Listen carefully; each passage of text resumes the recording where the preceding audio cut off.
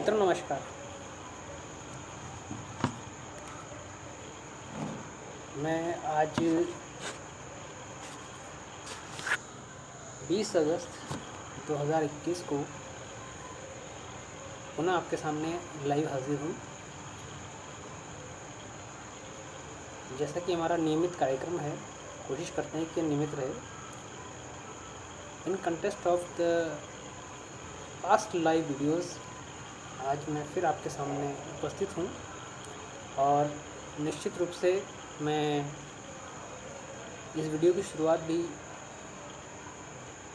उन्हीं लाइनों के साथ में करना चाहूँगा जैसा कि हमेशा करते हैं कि हम सभी भारतीय हमारे आराध्य देव हनुमान जी की तरह हैं। जिस प्रकार हनुमान जी को बता दिया गया था कि आप में बहुत शक्ति है, तो फिर वो उठ खड़े हुए और ऐसे उठ खड़े हुए ये समुद्र तक लाग गए, भारत से श्रीलंका तक कूद गए। तो हम भारतीयों में भी उन्हीं की प्रकार शक्ति है। हम लोग को भी जब बता दिया जाएगा कि आप में बहुत शक्ति है, बहुत ताकत है, बहुत पावर है आप लोगों में, तो फिर भारतीय उठ खड़े होते हैं। और जब वो उठ खड़े होते हैं तो फिर उनके सामने दुनिया की कोई भी ताकत नहीं टिक सकती। अभी तो ये सच है, इसको आप एज ए लाइन मत लीजिए कि मैं बोल रहा हूँ और आप सुन रहे हैं, ऐसा लाइन मत लीजिए। ये सच है। आपको प्रमाण चाहिए तो आप प्रमाण ढूंढ सकते हैं। मेरे पास लाखों प्रमाण हैं, हज़ारों प्रमाण मैं आपको दे सकता हूँ, बस बिलीफ होना चाहिए। तो मित्रों, हम आज का वीडियो शुरू करते हैं। आज मैंने जो टॉपिक आप लोगों को बात करने के लिए लिया है, दैट इज़ गंदा है पर धंधा है। और ये किसी ऐसे विषय पर नहीं है, ये एक अच्छे विषय पर है, बट लोगों को ये बताया नहीं जाता कि ये जो हो रहा है, दुनिया में हो रहा है, देशों में हो रहा है, सब कुछ में हो रहा है, इसके पीछे जिम्मेदार कौन है। एक बुरी लाइन मैं आपको बोल के बताना चाहता हूँ, और वो बुरी लाइन क्या है मेरे मित्रों? वो बुरी लाइन ये है कि इस दुनिया के सभी नागरिक अपने देशों के गुलाम हैं। उनको उनके देश यूज़ कर रहे हैं एज ए वर्क फोर्स, और उन नागरिकों के लिए किसी भी देश में इतना कुछ नहीं किया जा रहा जिसके वो हकदार हैं। कुछ एक्सेप्शंस को छोड़ दिया जाए तो बात अलग है। तो मतलब गंदा है पर धंधा है, वो कौन सा धंधा है जिसकी हम आज बात करने वाले हैं? ऐसा कौन सा उद्यम है जिसकी हम आज बात करने वाले हैं? तो मित्रों, वो उद्यम है किसी भी देश के खनिज और उनको लूटने का तरीका। हमारे यहाँ तो लगभग 250, 400, 300 साल तक ये होता आया है। पहले इलीगली होता था, अब लीगली उस चीज़ के लिए बिड्स लगाई जाती हैं। नाम मात्र पर हमारा जो अयस्क है वो खोदने की अनुमति ले ली जाती है। नाम मात्र की रॉयल्टी पर हमारे यहाँ डिगिंग की जाती है, माइंस खोदी जाती हैं, और उस अयस्क को, बहुमूल्य अयस्क को हमारी आंखों के सामने निकाल कर ले जाया जाता है। मित्रों, यहाँ तक तो ठीक था, लेकिन आज जिस धंधे की मैं बात कर रहा हूँ वो मैं आपके सामने रखता हूँ। अभी एक त्रासदी पूरी दुनिया में हुई है, और त्रासदी के बारे में सभी जानते हैं कि एक देश पर बिना गोली चलाए, बिना किसी प्रकार की हिंसा किए कब्ज़ा कर लिया गया। कब्ज़ा राजनीतिक है, सत्ता पर कब्ज़ा कर लिया गया है। ये उसी प्रकार है जिस प्रकार 15 अगस्त 1947 को हम भारतीयों ने ब्रिटिश शासन से अपने आप को मुक्ति दिलाई थी और सत्ता का हस्तांतरण अपने पास में कर लिया था। इस देश में भी बिल्कुल इसी तरीके का हुआ है। कोई गोली नहीं चली, कोई बम नहीं दागा गया, कोई तोप नहीं चलाई गई, और वहाँ के लोगों ने अपने आप को, जो सत्ता का हस्तांतरण है, वो एक लोकतांत्रिक व्यवस्था से एक ऐसी व्यवस्था के बारे में कर लिया है जिसमें वो लोग फ्री महसूस कर रहे हैं, वो कंफर्टेबल महसूस कर रहे हैं। खैर, ये उनका अपना विषय है, मेरा विषय ये नहीं है। मेरा विषय है कि ये जो सब हो गया है उसके पीछे आप लोगों के क्या व्यूज़ हैं, आप लोग क्या सोचते हैं कि क्या ये जो हुआ है ये वो ठीक हुआ है, और अगर ये वहाँ हो सकता है तो भारत में भी क्या इसके दुष्परिणाम देखने को मिल सकते हैं। तो मित्रों, सही बात यह है कि अमेरिका जैसा कंट्री उस देश में 20 साल तक उनके खिलाफ लड़ता रहा। उनकी संख्या भी मित्रों को ज़्यादा नहीं है, उनकी संख्या मुश्किल से 5 लाख, इससे ज़्यादा वो लड़ाके हैं नहीं। और उस देश की जनसंख्या भी इतनी नहीं है जितनी अमेरिका की जनसंख्या है।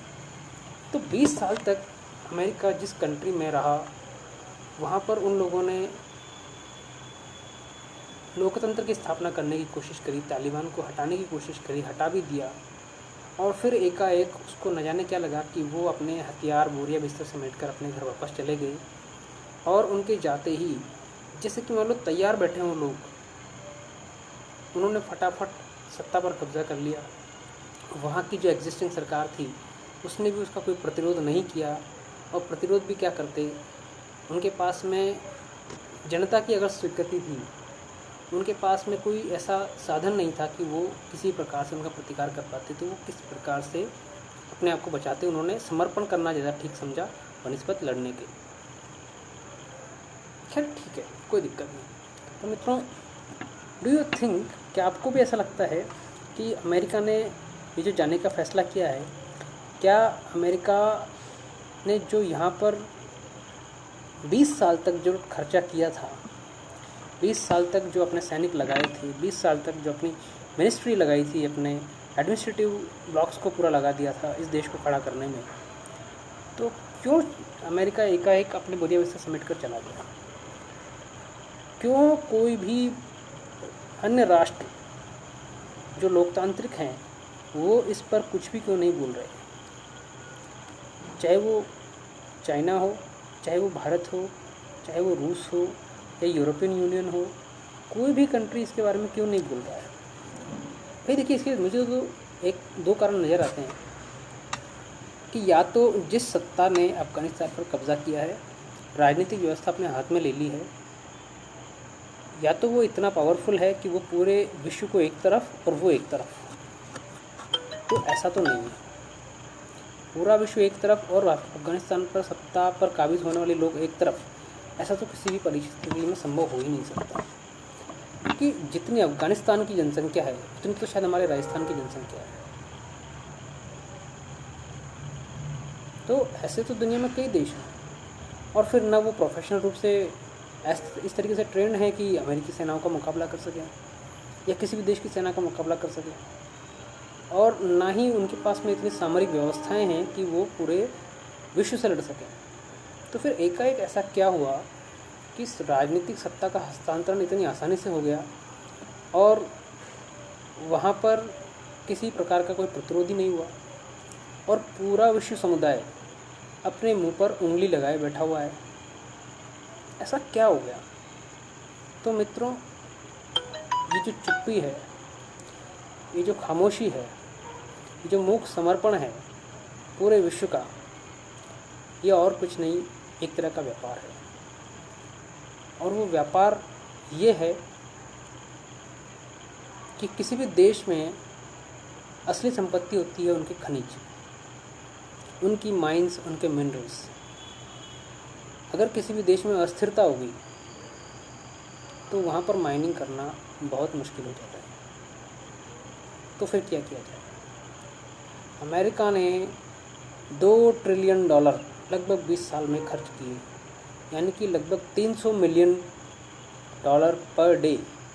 $300 मिलियन पर डे खर्च करने वाली कंट्री, इतने पैसे में तो कई अफ़गानिस्तान खड़े हो सकते थे, कितने ही अफ़गानिस्तान खड़े किए जा सकते थे।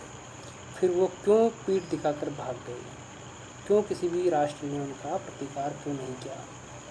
तो मित्रों, इसके पीछे एकमात्र कारण और एक ही मात्र कारण है अफ़गानिस्तान के मिनरल्स, अफ़गानिस्तान की माइंस, जो पूरे विश्व के लिए एक सोने का कटोरा है, जिसमें सब अपनी अपनी बारी का इंतज़ार कर रहे हैं कि उनको कितना मिलेगा, उनको कितना मिलेगा और उनको कितना मिलेगा। मित्रों, आप एक चीज़ ध्यान रखिए, किसी भी देश को चलाने के लिए, किसी भी देश को रन करने के लिए अर्थ होना बहुत ज़रूरी है, माने मनी होना बहुत ज़रूरी है। और अफ़गानिस्तान के पास में इस समय जब उन्होंने ऐलान कर दिया है कि जिस प्रकार भारत से कोई आयात और निर्यात नहीं करेंगे, तो फिर वो लोग करेंगे क्या? वो लोग किस प्रकार से अपनी अर्थव्यवस्था को रन करेंगे? क्या अफ़ीम की खेती से पूरे राष्ट्र को चलाया जा सकता है, क्योंकि वहाँ पर एकमात्र जो फसल सबसे अच्छी होती है वो होती है अफीम की, ओपियम। क्या उससे पूरे देश की इकोनॉमी चल सकती है? पूरे राष्ट्र का पेट वो लोग भर सकते हैं? नहीं। इसके लिए अब जो खेल है वो शुरू होने वाला है और लगभग शुरू भी हो चुका है। इसमें विभिन्न देश लाइन लगाकर वहाँ माइनिंग करने वाले हैं, वहाँ से अयस्क निकालने वाले हैं, और उसकी बोली के लिए उन्होंने अपने जो प्यादे हैं वो किसी भी संगठन में अच्छी तरीके से फिट कर रखे हैं। ये सभी को पता है, लेकिन बोलना कोई नहीं चाहता। America is a selfish country. America कहीं भी ऐसी जगह हाथ नहीं डालेगा जहाँ पर उसे फ़ायदा नहीं होता हो। तो $2 ट्रिलियन खर्च करने वाली कंट्री 20 साल तक एक दिन की कॉस्ट जिसको $300 मिलियन पड़ रही है, ऐसी कंट्री जगह या किसी भी देश को छोड़कर क्यों जाएगी भला? और वो इतना परोपकारी कब से हो गया जो किसी भी देश को हथियार बेचकर पैसा कमाता है, जो किसी भी देश में इन्वेस्टमेंट करना ज़्यादा पसंद करता है?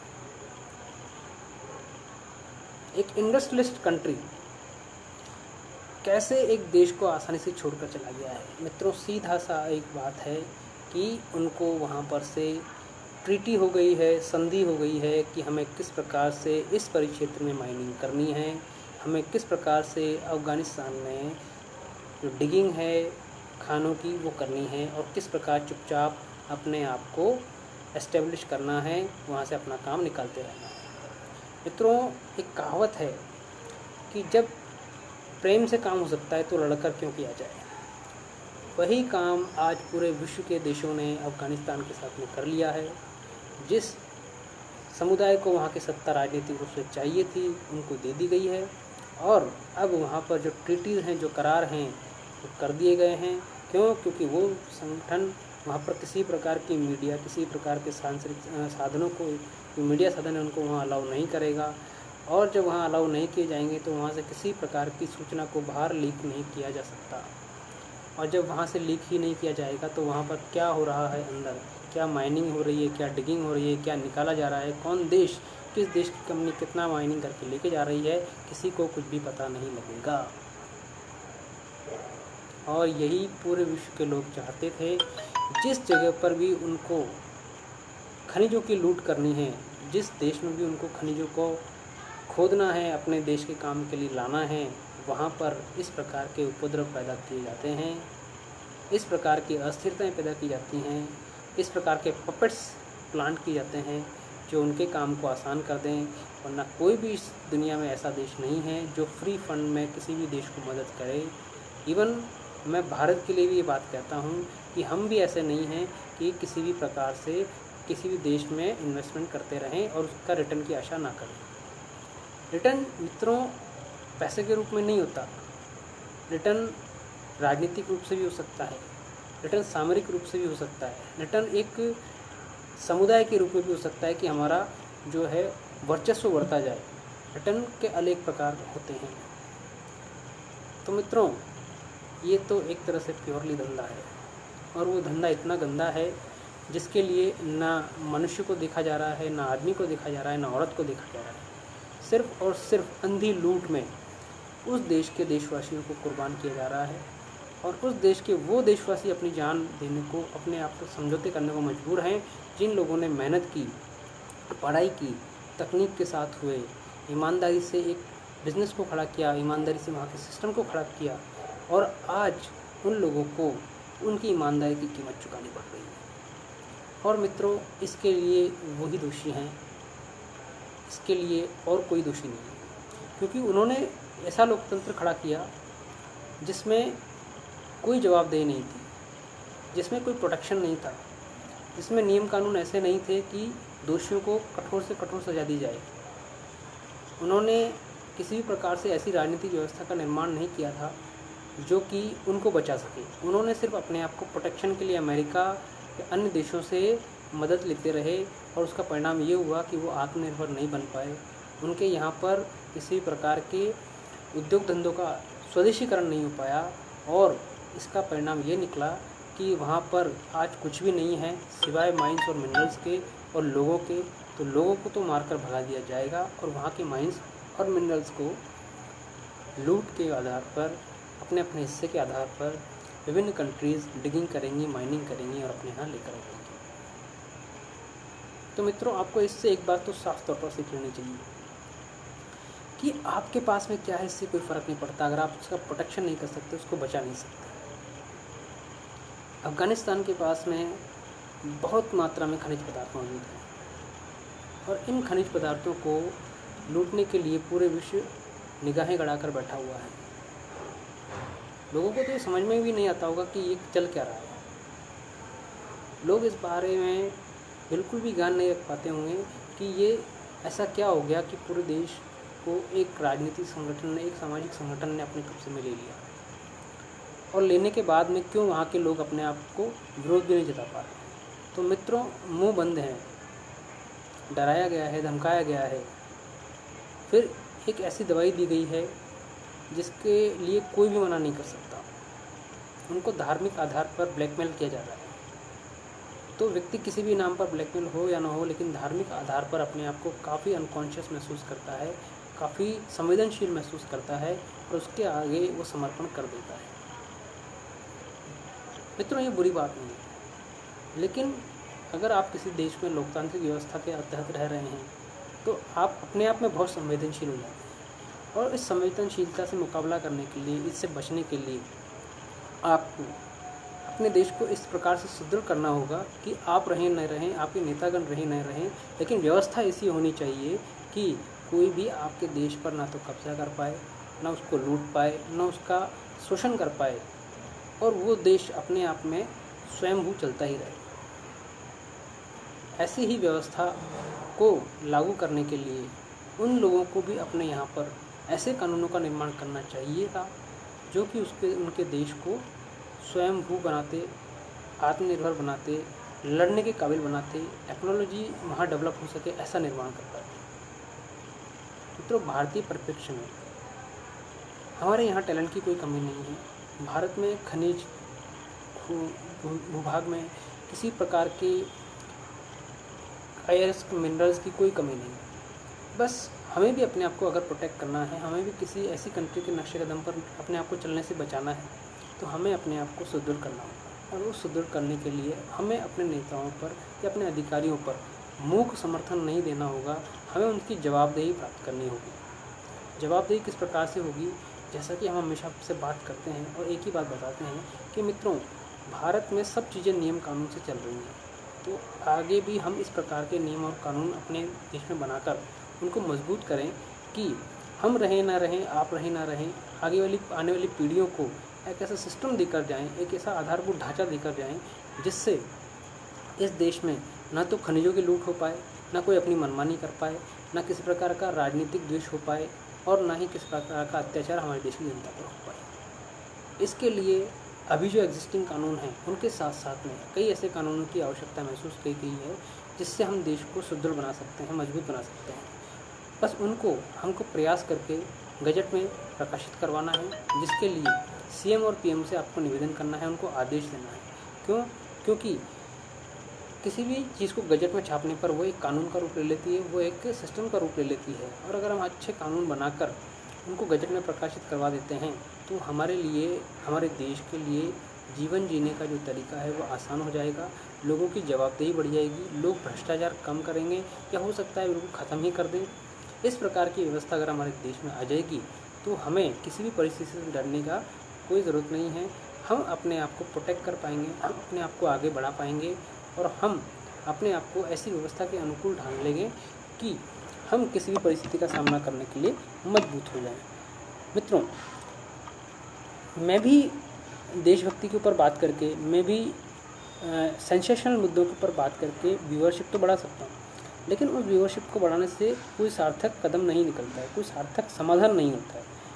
किसी भी समस्या को आप डिस्कस करें, अच्छी बात है, लेकिन उस समस्या को डिस्कस करने के साथ साथ उसका समाधान भी अगर आप लेकर सामने आते हैं और वो समाधान वैलिड होता है, तब जाके उस समस्या का सही रूप में आप वर्णन कर पाए और उसको नाश करने के लिए, उसको हटाने के लिए आप प्रयास कर पाए। तो मैं ये मानता हूँ कि भारत में सभी लोग नियमों का पालन करते हैं, और नियम के अनुरूप चलना ही पसंद करते हैं।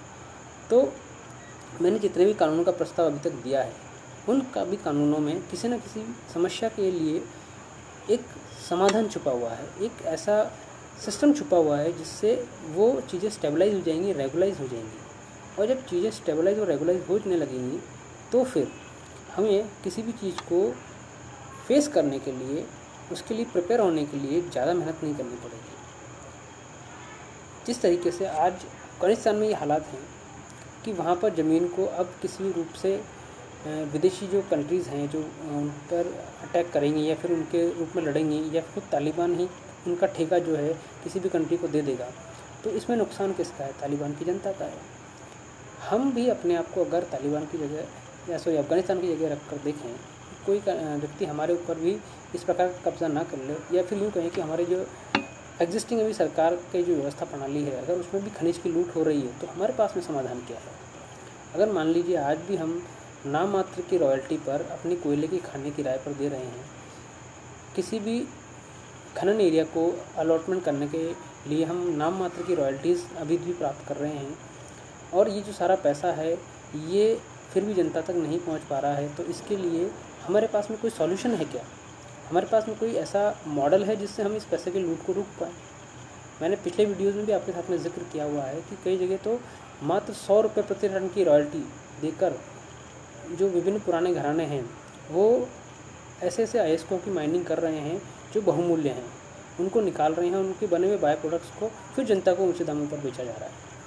तो ऐसी समस्याओं का समाधान अगर आपके पास में है तो डेफिनेटली उसको लोगों के सामने रखना चाहिए। मैं रिक्त भूमि करके जो कानून के समर्थन करता हूँ वो इसी रूप में करता हूँ कि आज हमारे देश में जितने भी प्रकार के जो ज़मीनों की रेटें बढ़ रही हैं, दाम बढ़ रहे हैं, उनके लिए हम इस रिक्त भूमि कर को प्रस्तावित कर रहे हैं। सीधा सीधा ये जीएसटी को रिप्लेस करके और देश की जो टैक्सेशन व्यवस्था है उसको अलग मोड़ पे ले जाने वाला है। हम धन वापसी पासबुक की बात करते हैं, जिसमें हम साफ रूप से कहते हैं कि हमारे देश में मौजूद सभी रेंटेबल प्रॉपर्टीज़ को, यानी कि चाहे वो स्पेक्ट्रम हो, चाहे खाने हों, चाहे जंगल हों, चाहे सरकार के बड़े बड़े स्टेडियम्स हों, या जो भी रेंटेबल प्रॉपर्टीज़ हैं, उनका जो अलॉटमेंट का सिस्टम है उसको चेंज कर दिया जाए।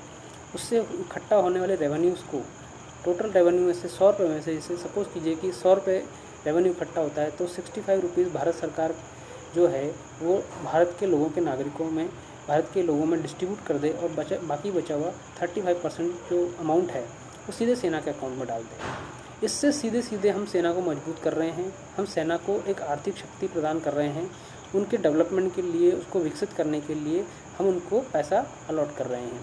और इससे खनिजों की जो लूट है, इससे जो माइंस एंड मिनरल्स की जो लूट है, जो नाम मात्र की रॉयल्टी पर हम अभी भी अलॉटमेंट कर रहे हैं, तो उस माइन का, उस खनिज का सही मूल्य भारत के लोगों को प्राप्त होगा, और ऐसा करने से चीज़ों की वैल्यू बढ़ेगी। आज भी मात्र कुछ 100 रुपये की रॉयल्टी देकर खनन करने वाले बड़े बड़े घराने जो इस चीज़ का फ़ायदा उठा रहे हैं, नाम मात्र की रॉयल्टी देकर उनका खनन कर रहे हैं, तो आप सोचिए कि ये चीज़ें कितनी गंभीर हैं, कितनी, आप इसको इमेजिन भी नहीं कर सकते कि कितना फ़ायदा उठाया जा रहा है भारत के संसाधनों का। और अगर हम लोगों को इस चीज़ का कोई ज्ञान नहीं है कि क्या हो रहा है, क्या नहीं हो रहा है, तो फिर हम अपने आप को महान कहलाने के लायक भी नहीं है, हम अपने आप को कुछ कहने के लायक भी नहीं है। अगर आपको पता ही नहीं है कि भारत में किस प्रकार से माइंस का अलॉटमेंट होता है, क्या रेट में माइंस का अलॉटमेंट होता है, और उसको अलॉटमेंट करने के जो नियम कानून हैं वो क्या है, क्या वो जनता के सामने है, तो अगर आपको ये सब चीज़ें नहीं पता है तो आपको पता करनी चाहिए। क्यों? क्योंकि हमारे देश की असली पूंजी भारतीय तो है ही सही, हमारे देश की असली पूंजी ये माइंस और मिनरल्स भी हैं।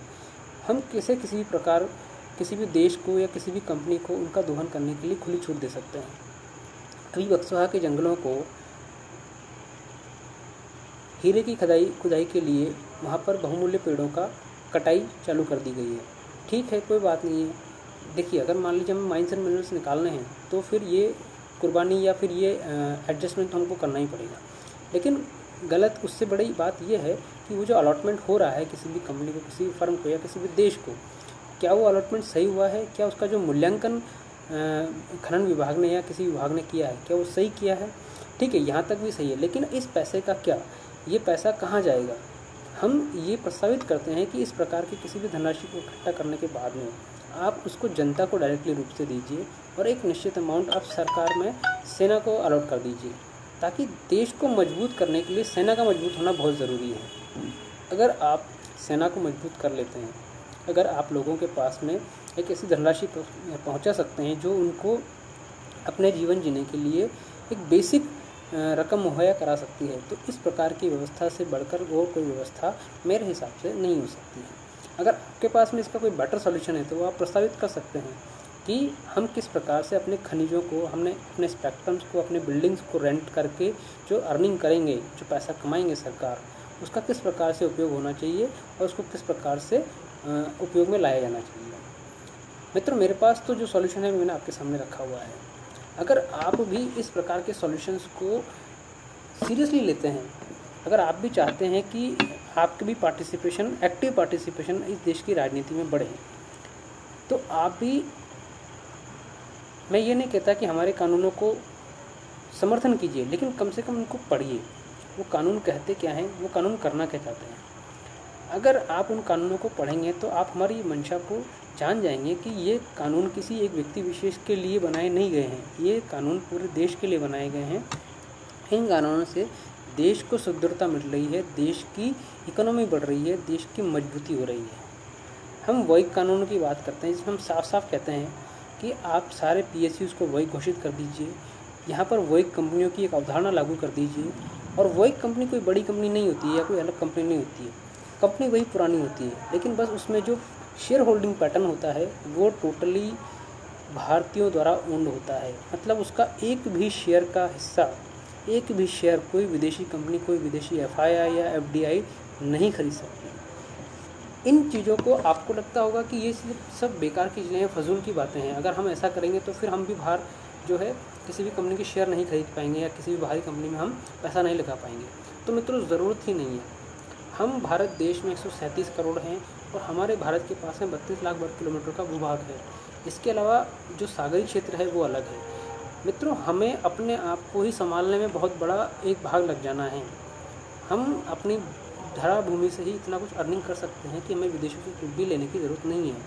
हम भारतीय इस प्रकार एलिजिबल हैं, हम भारतीय इस प्रकार टैलेंटेड हैं कि डेफिनेटली अगर प्रयास किया जाए तो पेट्रोल और ऊर्जा संसाधनों का विकल्प भी हम लोग ढूंढ सकते हैं। लेकिन हम लोग एक ऐसे समझौतों, ऐसे संधियों के बीच में उलझे हुए हैं कि हम चाहकर भी कुछ नहीं कर सकते। हाँ, मैं बिल्कुल कहना चाहूँगा, मैं सीधा सीधा बात कर रहा हूँ गैर समझौते की। मैं बात कर रहा हूँ वर्ल्ड ट्रेड ऑर्गेनाइजेशन के समझौतों की, जिसके अनुसार हमें बाउंड किया गया है। मैं बिल्कुल फैक्टली कर रहा हूँ, हम लोग को बाउंड किया गया है कि हम बहुत सारे काम यहाँ नहीं कर सकते। हमें वही काम करने पड़ेंगे जो उस समझौते के अंतर्गत हमको अलाउ करते हैं। और मित्रों, ये बाउंडेशंस हमने अपने आप पर क्यों बांध ली है, जबकि हम तो विकसित राष्ट्र हैं। अगर हम हम विकासशील राष्ट्र हैं, अगर हम विकसित राष्ट्र होते तो हम फिर लिबर्टीज़ देने के लिए भी स्वतंत्र होते। लेकिन हमको तो खुद को ही ज़रूरत है। अभी हमारे देश में मिनरल्स की ज़रूरत है, हमारे देश में ग्रोथ की ज़रूरत है, हमारे देश को सड़कों की ज़रूरत है, बांधों की ज़रूरत है, बेसिक इंफ्रास्ट्रक्चर की ज़रूरत है। और उसके लिए हम कर क्या रहे हैं? उसके लिए हम कर ये रहे हैं कि वर्ल्ड बैंक से जाकर कर्जा मांगते हैं कि साहब हमें सड़क बनाने के लिए पैसा चाहिए, हमें बांध बनाने के लिए पैसा चाहिए। इवन कई बार तो ऐसी चीज़ें हैं कि मैं हास्यास्पद उन चीज़ों के लिए जिस पर हमने वर्ल्ड बैंक से पैसा मांगा है। वो पैसा किस लिए मांगा है कि ट्रांसपोर्ट व्यवस्था के लिए हमें पैसा चाहिए। मैंने जो सबसे शुरुआती वीडियो बनाए थे उनमें आपको बताया था कि हमने किस किस नाम पर वर्ल्ड बैंक से पैसा लिया हुआ है। आप ताज्जुब मान सकते हैं कि हम लोगों ने कोरोना टेस्टिंग के लिए भी पैसा लिया हुआ है, या फिर हमें जानबूझकर वो दिया गया है।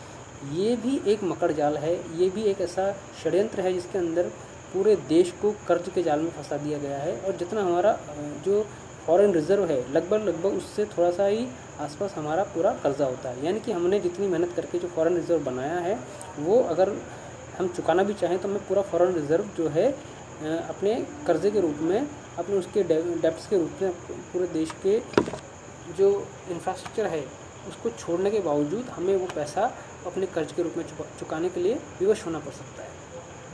तो जब हमारे देश में सब कुछ है, टैलेंटेड डॉक्टर्स हैं, इंजीनियर्स हैं, साइंटिस्ट्स हैं, लोग हैं, साहित्यकार हैं, सभी कुछ हमारे देश में उपलब्ध है, तो फिर हम बाहरी देशों से पैसा क्यों लेते हैं? इसका सबसे जो सटीक लोग मुझे जवाब देते हैं कि हम लोगों को बाहर से टेक्नोलॉजी लेनी है, बाहर से सामान लेना है, बाहर से रॉ मटेरियल लेना है, और उसके लिए हमको डॉलर में ट्रेड करना पड़ेगा। तो मित्रों, आप सीधी सी बात बताइए कि हमें रोड बनाने के लिए क्या चाहिए होता है? रोड बनाने के लिए हमें डामर चाहिए, रोड बनाने के लिए हमें सीमेंट गिट्टी चाहिए। इसके अलावा कोई और चीज़ तो नहीं चाहिए ना? क्या इसके लिए कोई विशेष टेक्नोलॉजी चाहिए? तो उस सड़क को बनाने के लिए भी अगर हम ये कहेंगे कि हमें बाहर से पैसा चाहिए, तो ये तो एक बेमानी सी बात होगी। ये तो एक मतलब मैं इसको कह सकता हूँ कि फुल फ्रॉड वाली बात होगी। अब बांध बनाना चाहते हैं हमारे देश में, वो समय गया जब 1950-60 में हमारे पास ना तो टेक्नोलॉजी थी ना संसाधन थे। आज हमारे पास में टेक्नोलॉजी भी है, संसाधन भी हैं। हम खोद कर अपने धरती में से लोहा निकाल सकते हैं, सीमेंट बना सकते हैं, और बांध बनाने के लिए इन दोनों चीज़ों के अलावा और क्या चाहिए? आप सोच कर देखिए, जिस देश में मिट्टी के बांध बने हुए हों, आज अगर हमें वहाँ पर स्टील और कंक्रीट के बांध बनाने हों तो वो दोनों चीज़ें हमारे पास अवेलेबल है। फिर हम किस चीज़ के लिए पैसा मांग रहे हैं?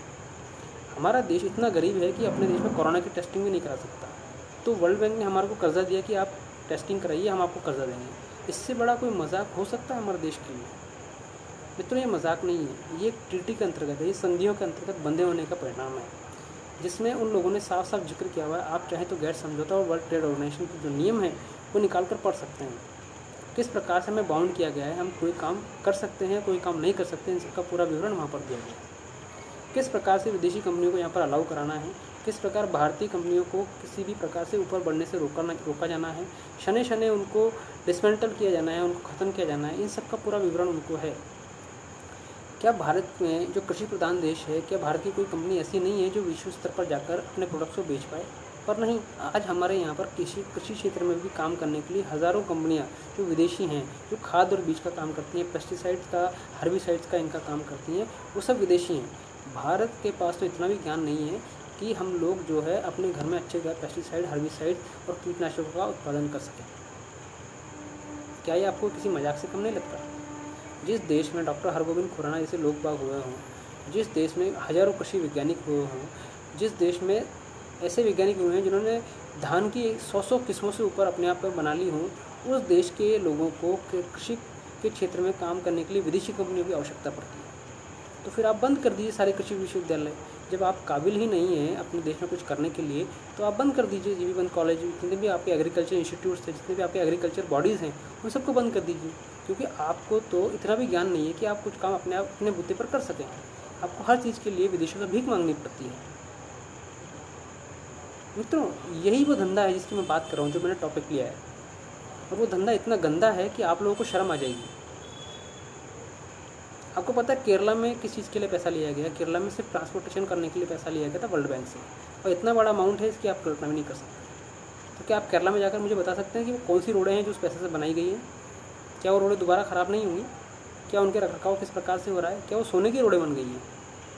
मित्रों, किसी प्रकार का कोई जवाब नहीं है।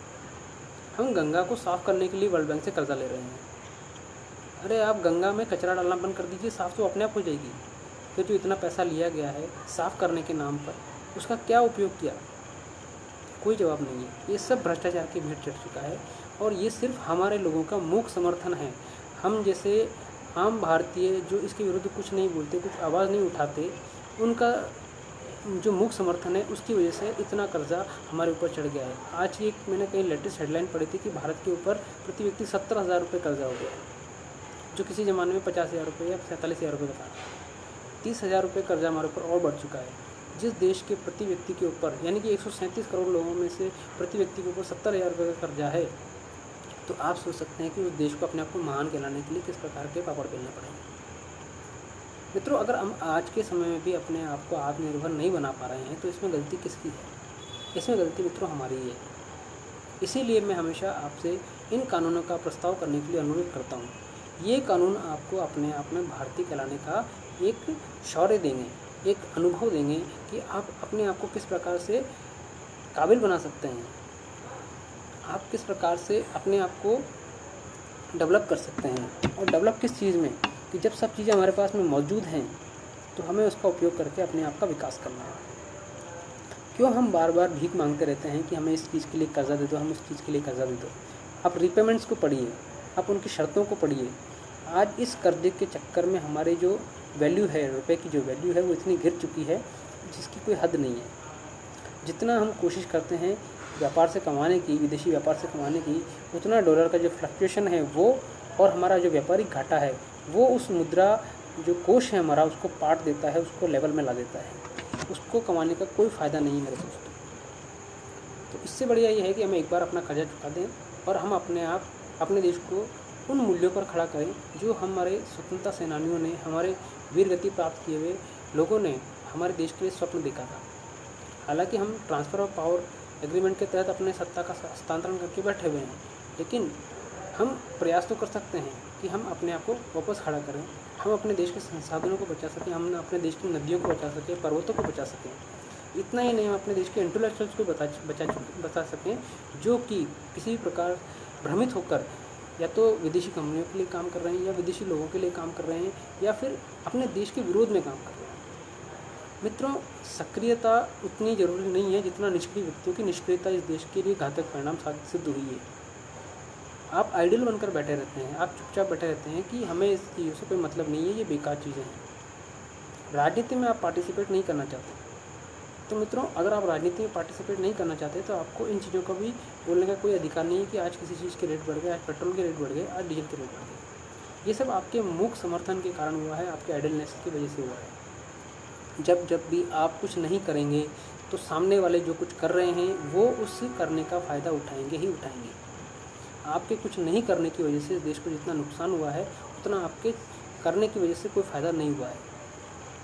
आप 10 कदम आगे और 6 कदम पीछे चलेंगे तो आप आगे नहीं बढ़ रहे हैं, आप पीछे हट रहे हैं। इसीलिए मैं हर बार आप लोगों से ये कहता हूँ कि आप ऐसा कुछ कीजिए जिससे हम अपने देश को एक अच्छे लेवल पर लेकर आएँ। मुझे अपने देश को किसी भी दौड़ में शामिल कराने का कोई शौक़ नहीं है, लेकिन मुझे इतना शौक़ ज़रूर है कि मेरे देश में जब सब चीज़ें उपलब्ध हैं, हर साल हम करोड़ों टन अनाज सड़ा देते हैं, बेवरेज कंपनियों को बेच देते हैं, लेकिन हम अपने देश के लोगों को भूखा फिर भी मरने दे रहे हैं। तो फिर ऐसे देश के नियमों को क्या कहूँ मैं, क्या इसका औचित्य है? और इन सब का एक ही समाधान जो मुझे नज़र आता है वो ये है कि हम अपने नियम कानूनों को इतना मजबूत बना दें, इतना जवाबदेह बना दें, इतना रिजल्ट ओरिएंटेड बना दें कि किसी व्यक्ति के रहने से चाहे परिणाम आए ना आए, किसी भी राजनेता के रहने से परिणाम आए ना आए, किसी भी ब्यूरोक्रेट के रहने से परिणाम आए या ना आए, लेकिन उन कानूनों के बनने के बाद में उस सिस्टम से, उस नियमावली से, उस ऐसे बेसिक स्ट्रक्चर से परिणाम आने ही लगेंगे जो हमने इच्छित हैं, जो इसकी हमने कल्पना करी है। मित्रों, समस्याएं हैं, लेकिन उन समस्याओं का जिक्र करने से, उनका ढिंढोरा पीटने से कुछ नहीं होगा। जब तक हम उनके समाधानों को सामने लेकर नहीं आएंगे, उन समाधानों को जब तक गजट में नहीं छपवाएंगे, कानून नहीं बनाएंगे, तब तक हम कुछ नहीं कर सकते। क्योंकि हमारे देश को लूटा कानूनों के ज़रिए ही जा रहा है। कोई हमारे ऊपर आज तलवार लेकर या तोप लेकर नहीं बैठा है, सब कानूनों के बलबूते पर हो रहा है। इतने सारे कानून हमारे देश में बना दिए गए हैं जिसके आधार पर कोई भी व्यक्ति या विदेशी कंपनियां अपनी मनमानियाँ कर रही हैं, और उन सब कानूनों को लागू करवाने में हमारे देश के नेताओं का, हमारे देश के राजनेताओं का इतना बड़ा हाथ है, इसकी हम बात भी नहीं कर सकते, हम कल्पना भी नहीं कर सकते। क्योंकि अगर वो कानून बने हैं तो उनको बनाने वाले हमारे देश के ही लोग हैं।